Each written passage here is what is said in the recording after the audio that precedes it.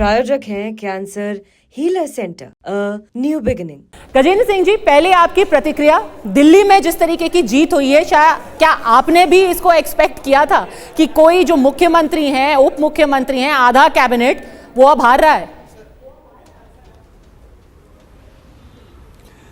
देखिए, मैं आपके दर्शकों को बताना चाहता हूं कि चुनाव के दौरान में दिए गए सारे मेरे मीडिया के वक्तव्य और पब्लिक में दिए गए स्पीचेज, जो कॉन्स्टिट्यूंसीज मुझे पार्टी ने काम करने का अवसर दिया था, उन सब जगहों पर कही गई बात, मैंने सब जगह कहा था कि पूरे रावण के परिवार का अंत हो जाएगा।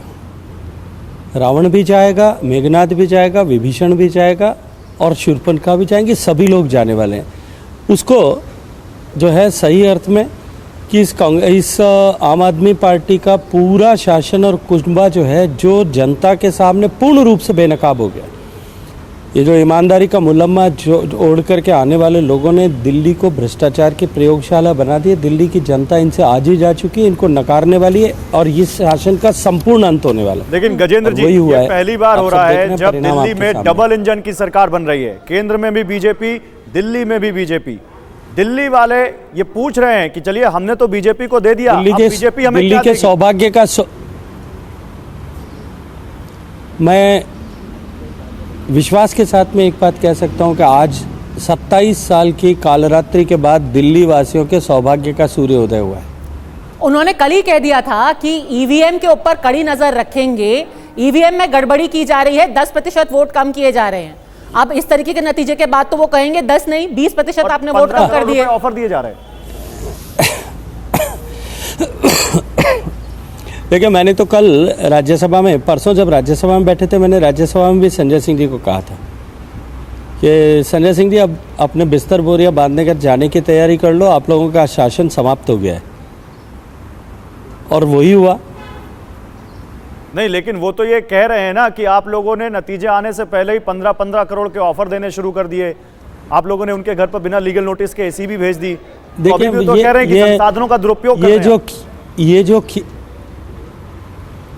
ये जो खिसियाट और खुजलाट है, इनमें से कौन सा ऐसा स्टेटमेंट है जो पिछले 10 साल के चुनाव में, राज्यों में हुई हार और देश के चुनाव में, लोकसभा में ये चुनाव में हुई हार के बाद में इनकी पार्टी के कुनबे, इनकी पार्टी जब मैं कहता हूं तो इस अलायंस के कुनबे में कब किसने नहीं कहा है, या तो ईवीएम पे बाड़ा फोड़ेंगे, या संसाधनों पे फोड़ेंगे, या पैसे पे फोड़ेंगे। अपनी खिसियाट को छुपाने के लिए कुछ न कुछ सहारे तो ढूंढने पड़ेंगे। गजेंद्र जी, आपको लगता है, क्योंकि बहुत सारे लोग कह रहे हैं, उमर अब्दुल्ला का भी ट्वीट है कि आपस में लड़ लो, एक दूसरे को हरा लो, यानी वो कह रहे हैं कि अगर साथ में लड़ते आम आदमी पार्टी और कांग्रेस तो शायद नतीजे बदल सकते थे, इंडिया गठबंधन अगर इंटैक्ट होता तो। आपको लगता है ऐसा होता? मुझे लगता है कि ये स्थिति नहीं थी। अगर एक हो भी जाते तो भी इस बार देश की जनता ने, दिल्ली की जनता ने मानस बना लिया था देश की भावना के अनुरूप कि अब की बार भारतीय जनता पार्टी को अवसर प्रदान करके दिल्ली में डबल इंजन की सरकार बनानी। भारतीय जनता पार्टी की विजय अवश्य संभावित थी, उसमें किसी भी तरह का कोई भी परमिटेशन कॉम्बिनेशन अब उनके लिए उपयोगी नहीं था।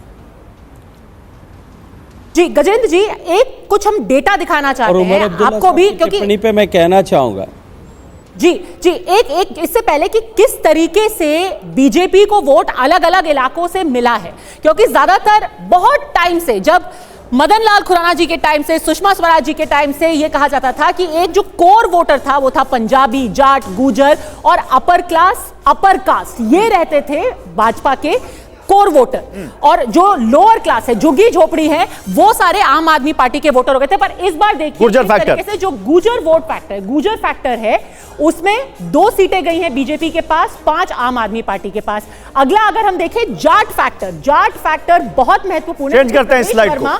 खुद जाट बहुत 10 सीटें, यहाँ क्लीन स्वीप और 10 सीटें पंजाब बीजेपी के पास गई हैं। बिल्कुल, और क्योंकि प्रवेश वर्मा को एक तरीके से प्रोजेक्ट करना, लोगों के दिमाग में ये भी था, प्रवेश वर्मा अभी गए अमित शाह से मिलने, उनको नई दिल्ली से लड़ाया। एग्जैक्टली, बिल्कुल बिल्कुल, इसका फायदा हुआ है क्या? लग रहा है नेता हो सकते हैं दिल्ली में भाजपा के। अच्छा देखिए, अब झुग्गी झोपड़ी में इवनली प्लेस्ड है। यही वो एक कोर वोटर है जिसने आम आदमी पार्टी को 3 टर्म्स दिए थे गजेंद्र जी। और आम आदमी पार्टी झुग्गी झोपड़ों में बल्कि यहां तक कह रहे थे कि बॉडी कैम बांट रहे हैं। उन्होंने आरोप लगाया बीजेपी के लोग पहले पहुंच जा रहे हैं, वोट डलवा दे रहे हैं। यानी इन्होंने झुग्गी झोपड़ी में पूरी कोशिश की। गजेंद्र जी तरह क्या करेंगे आप इन आंकड़ों के बारे में कि अब जो जे क्लस्टर में रहने वाले लोग हैं, जो सबसे गरीब तबका है दिल्ली का, वो बीजेपी को वोट दे रहा है। के साथ में एक बात कहता हूं जी गजेंद्र जी, मैं बहुत स्पष्टता के साथ में ये बात कहता हूं जिसको हमने धरातल पर अनुभव किया था।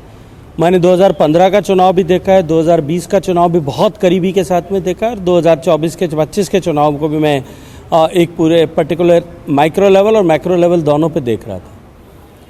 देखिए, आपने कहा आम आदमी पार्टी का वोटिंग, जिसने आम आदमी पार्टी की सरकारें 2 बार तक चुनाव में बनाई, वो थी एक झुग्गी झोंपड़ी का वोटर, एक मुस्लिम वोटर, और तीसरा मध्यम वर्ग का जो है वोटर, जिसका भी जो लोअर मिडिल क्लास का वोटर है वो उनके साथ में खड़ा था।